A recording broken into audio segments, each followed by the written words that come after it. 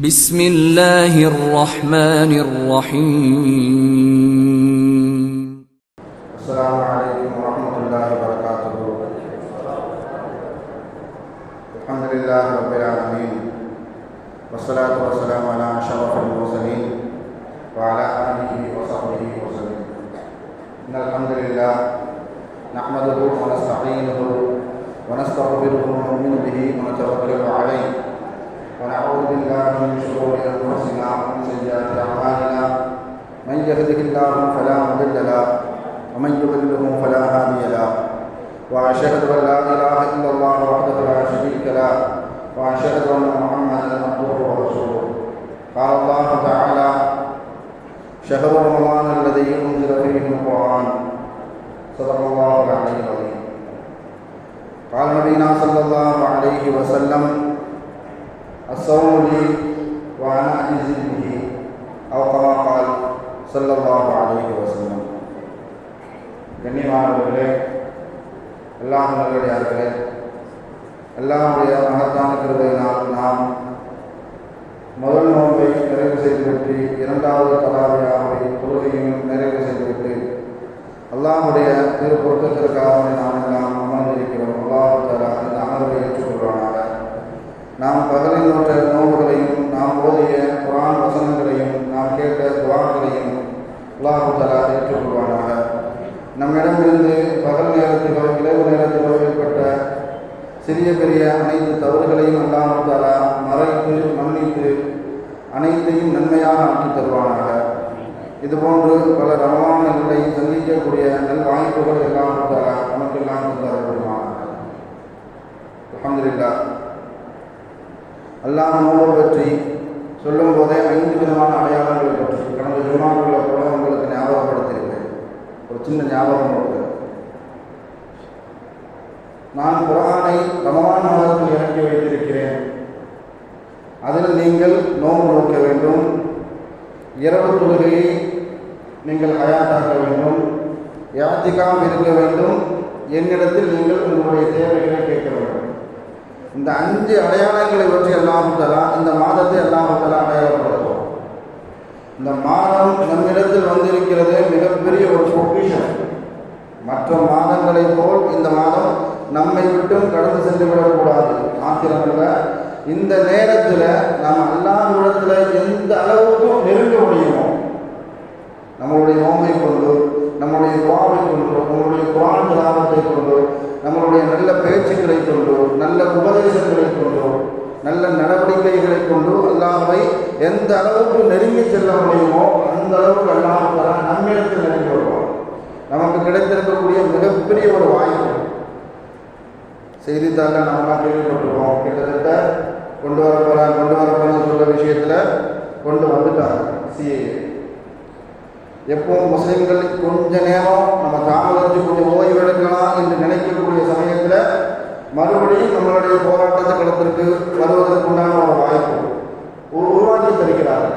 இப்போ நமக்கு கிடைத்திருக்கக்கூடிய இந்த ரமலானுடைய வாய்ப்பு 2 நேரத்தில் நாம் வீணடித்திடக்கூடாது. முதலாவதாக தஹஜ்ஜுடைய நேரம். இது ஆண்களாக இருந்தாலும் பெண்களாக இருந்தாலும் அந்த நேரத்தில் மிகப்பெரிய ஒரு பாக்கியம். ஸல்லல்லாஹு அலைஹி வஸல்லம் அவர்கள் தனக்கு தாங்களே கடமையாக்கி கொண்ட ஒரு தொழுகை தஹஜ்ஜுடைய தொழுகை.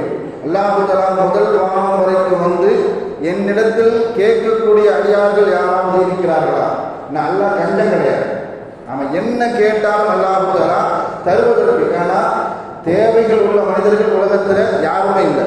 எல்லாத்துக்கும் அவரவர்கள் குடும்பம் சார்ந்து, சமூகம் சார்ந்து, உடல் சார்ந்து எல்லா விஷயத்திலையும் தேவை இருக்கணும். நாம் முதலாக அல்லாஹ்விடத்தில் அதிகமாக கேட்கிறது, இஸ்லாத்திற்கு அப்புறம் ஒரு மனிதர் ஈமான் கொண்டு விட்டார். அடுத்தபடியாக ஸல்லல்லாஹு அலைஹி வஸல்லம் அவர்களிடத்தில் கேட்க சொன்னது நம்மளுடைய உடல் ஆரோக்கியம். நமக்கு ரொம்ப முக்கியம். உடல் ஆரோக்கியம் இருந்ததுன்னு சொன்னால் 1000 ரக்காத்துகள் கூட நின்று சொல்லக்கூடிய வாய்ப்பு அல்லாஹ் என்ன செய்வான்? நமக்கு தருவான். நமக்கு ஈமான் கிடைக்கிறது மிகப்பெரிய ஒரு பொக்கிஷம். அல்லாஹ்விடத்தில் அடிக்கடி நாம் கேட்கிறது உடல் ஆரோக்கியத்தை கேட்டுக்கொண்டே இருக்க வேண்டும். அதே மாதிரி நாம் சமூகம் சார்ந்த பிரச்சனைகள், உலகளாவிய அளவுக்கு இந்த சமூகம் எந்த அளவுக்கு நசுக்கப்பட்டு கொண்டு இருக்கிறது என்பதை நினைவில் வைத்துக் கொண்டு பெண்கள் கூட இங்கே ரொம்ப கவனிக்கணும். பெண்கள் உங்களுடைய சகல் சாப்பாடு, உங்களுடைய சகல் உணவு தயாரிப்பது,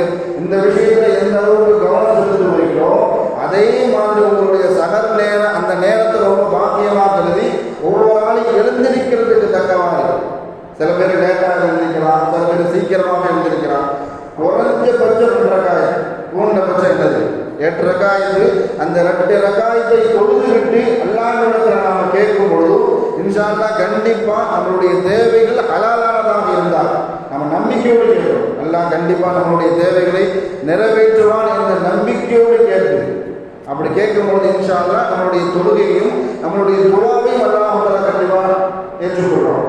இதில் எந்த விதமான சந்தேகமும் இல்லை. அதே மாதிரி அதிகமாக குர்ஆனுடைய தொடர்பை செஞ்சுக்கிட்டே இருக்கணும். இந்த மாதம் குர்ஆனை கொண்டு அடையாளப்படுத்தப்பட்ட மாதம். வேகமாக ஓதக்கூடியவங்க குர்ஆன் குர்ஆனை முடிப்பதற்கு சில பேர் மெதுவாக ஓதுவாங்க, சில பேர் வேகமாக ஓதுவாங்க. குர்ஆன் ஒவ்வொரு தொழுகைக்கு பின்னாடி நம்மளுடைய குர்ஆன் திலாவத்தை அதிகப்படுத்திக்கிட்டே இருக்கணும். சில பேர் தொழுகைக்கு பின்னால் சூறாவை தவிர்த்து நிறைய சூறாக்கள் தெரியாமல் இருக்கும். இந்த ரமலானை பாக்கியமாக ஒரு வாய்ப்பாக ஆக்கி கொண்டு சின்ன சின்ன சூறாக்களை மனனம் செய்வதற்கு நாம் என்ன செய்யணும்? முயற்சி செய்யணும். அதே மாதிரி அல்லாஹ் எப்படி இந்த குர்ஆனை கொண்டு இந்த ரமலானை அடையாளப்படுத்தினாலும் வரக்கூடிய நாட்களில் இன்னும் கொஞ்சம் பயங்கரமான நம்மளுடைய சமூகத்தை சோதனைகள் வந்து கொண்டே தான் இருக்கும். அதில் எந்த விதமான மாற்று கருத்தும் கிடையாது. நமக்கு உண்டான எண்ணம் எது வந்தாலும் இன்ஷா அல்லாஹ் அதை தாங்கக்கூடிய தாங்கிக் கொள்ளக்கூடிய ஒரு மனப்பான்மை எல்லாம் நமக்கு தந்திருக்காங்க. ஏன்னா மூசா அலைஹிஸ்ஸலாத்துடைய சமுதாயம் ஃபிரௌன்கிட்ட சொன்னாங்க, ஃபக்லி மா அன்த காத், என்ன செய்யறதா இருந்தாலும் இந்த உலகத்துல தான் நம்ம செய்ய முடியும். சிஏ சட்டமோ என்ன எது கொண்டு வந்தாலும் இந்த உலகத்துல தான் நம்மளுடைய சோதிக்க முடியும். மூசா அலைஹிஸ்ஸலாத்துடைய சமுதாயம் ஃபிரௌன்கிட்ட சொன்ன ஒரே ஒரு வார்த்தை, ஃபக்லி மா அன்த காத், உன்னால என்ன செய்யறதா இருந்தாலும் செஞ்சுக்கோ, எதா இருந்தாலும் இந்த உலகத்துல தான் உன்னால செய்ய முடியும், இதை தாண்டி உன்னால எதுவுமே செய்ய முடியாது. அந்த நம்பிக்கை நம்மள்கிட்ட இருக்குது. இன்ஷா அல்லாஹ் தஹஜ்ஜுடைய நேரத்தை எப்படி நாம் பாக்கியமாக கருதுவோமோ அதே மாதிரி நோன்பு திறக்கக்கூடிய நேரம் நமக்கு பெரிய ஒரு சோதனை. நமக்கு முன்னாடி நமக்கு தேவையான நமக்கு பிடிச்ச எல்லா பலகாரம் கஞ்சி எல்லாத்தையும் முன்னாடி கொண்டு வச்சுட்டு அந்த 10 நிமிஷம் கறந்து போகிறதுக்கு இல்லை, 6:20 அல்லது 6:15 நம்ம கஞ்சிக்கு முன்னாடி தண்ணிக்கு முன்னாடி பால் நமக்கு தேவையான உணவுகள்லாம் முன்னாடி வச்சுட்டு அந்த 1/4 மணி நேரத்தை நாம் கிடக்கிறதுன்னு சொல்றது கியாமத்தை கிடக்கிற மாதிரி இருக்கும். கொஞ்ச நேரத்துக்கு போய் வாட்சை பார்ப்போம், இன்னும் சொல்லலையா அவர் என்ன இன்னும் மைக்கு சுவிட்சை போடுறதுக்கு முன்னாடி நம்ம பார்ப்போம், இன்னும் மைக்கு சுவிட்சை போடுறதுக்கு நீ எந்த சொல்லி கொடுக்காம இருக்கிறாங்க. பெரிய சோதனையாக இருக்கும். ஆனால் அந்த 1/4 மணி நேரத்தை கூட எல்லாம் சொல்லுவோம் மூமின்களுக்கு 2 விதமான சந்தோஷம். நோம்பு திறக்கிறது ஒரு சந்தோஷம், நோம்புக்குண்டான கூலியை நாம் கியாமத்தில் கொடுப்போமே அது ஒரு சந்தோஷம். அந்த நேரத்தில் கூட அல்லாஹ்வுடைய தொடர்பு நாம் துவா, அந்த நேரத்தில் அடியார்கள் என்ன துவா கேட்டாலும் அல்லாஹ் கபூல் செய்வதற்கு தயாராக இருக்கிறோம். அதனால நம்மளுடைய தேவைகள் அனைத்தையும் சமூகம் சார்ந்த தேவைகளையும் குறிப்பாக நம்ம கேட்கணும். இன்ஷா அல்லாஹ் அந்த 2 செய்த ஆண்களும் பெண்களும் அந்த 2 நேரத்தையும் வீணடித்திடக்கூடாது. நான் கியாமத்தை பற்றி அல்லாஹ் சொல்லும் பொழுது அன்ன சாஅத்தல் லா ரைப ஃபீஹா, நிச்சயமாக கியாமத்தை எது செஞ்சாகணும், வந்தே தீரும், அதில் எந்த விதமான சந்தேகமும் இல்லை. ஸல்லல்லாஹு அலைஹி வஸல்லம் அவர்கள் சொல்லி காட்டும் பொழுது கியாமத்து நாள் என்பது வெள்ளிக்கிழமை வரும், அதில் எந்த சந்தேகமும் இல்லை. அது எந்த வெள்ளிக்கிழமை?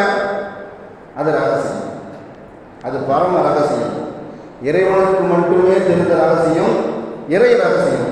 அது அந்த ரகசியத்தை அல்லாஹ் தன்னுடைய நபிக்கு கூட அறிவிக்கல. கியாமத்து இப்போ வரும் அப்படிங்கிற விஷயத்தை தன்னுடைய நபிக்கு கூட அல்லாஹ் என்ன செய்யல, அறிவிக்கல. ஆனால் என்ன கிழமை வரும் என்பதை மாத்திரம் அல்லாஹ் நபி ஸல்லல்லாஹு அலைஹி வஸல்லம் அவர்களுக்கு அறிவித்து கொடுத்தார். குர்ஆனில் சொல்லி காட்டும் பொழுது யஸ்அலூனக அனி ஸாஅதி அய்யான முஸாஹா, நபியே உங்களிடத்துல கியாமத்தை பற்றி அவர்கள் கேட்கிறார்கள், நீங்க சொல்லுவீங்க குல் இன்னமா அல்முஹா இன்த ரப்பி, அதனுடைய கல்வி அதனுடைய அறிவு அல்லாஹ்வுக்கு மட்டும்தான் தெரியும். லா யுஜல்லிஹா லிவக்திஹா இல்லாஹு, அது எப்போ வரும், எந்த நேரத்தில் வரும், அது வரும்போது என்ன நடக்கும் என்பதை பற்றி எல்லாம் அந்த அறிவு அல்லாஹ்வுக்கு மட்டுமே தெரியும்.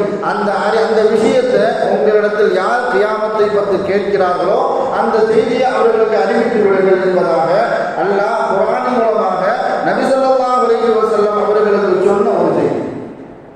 நான் கிட்டத்தட்ட 2012 ஒரு திரைப்படம் கூட வந்துச்சு, உலகம் அழியும் நாள் 2012 என்பதாக. மாயின் காலண்டர் என்ற ஒரு காலண்டரை கணிப்பு வச்சு 2012 இந்த உலகம் அழிந்து போய்விடும் என்பதாக மிகப்பெரிய ஜோசியக்காரர்கள் வல்லுநர்கள்லாம் கணித்து சொன்னாங்க.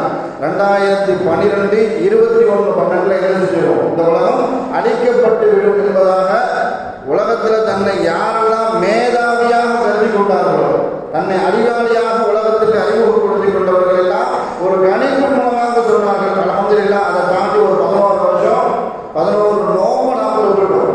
இதுதான் நிச்சயம். அதனால கியாமத்து எப்போ வரும்னு சொல்லி தெரியாது.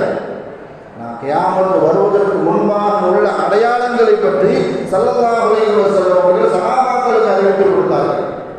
எந்த அளவுக்கு சொன்னால், ஒரு தடவை சுபூக்கு பின்னாடி ஸல்லல்லாஹு அலைஹி வஸல்லம் அவர்கள் சஹாபாக்கள் இடத்துல பேச ஆரம்பித்தாங்க.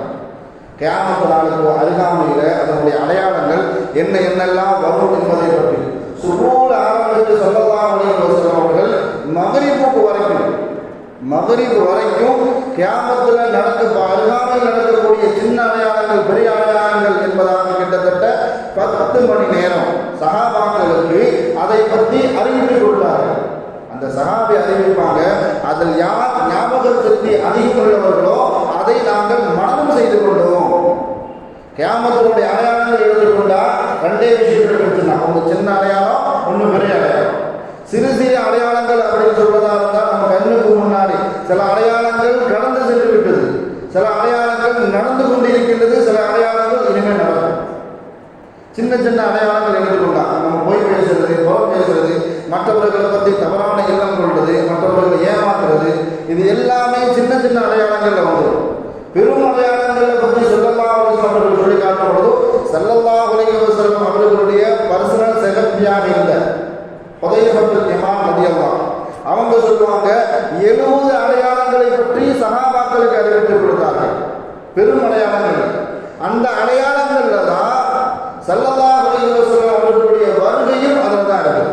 ஸல்லல்லாஹு அலைஹி வஸல்லம் அவர்கள் சொல்லி காட்டுற சஹாபாக்களுக்கு சொன்னாங்க, கிட்டத்தட்ட 1400 வருஷத்துக்கு முன்னாடி நானும் கியாமத்தும் இப்படின்னு சொல்லி 2 விரலை என்ன செஞ்சாங்க, காட்டினாங்க.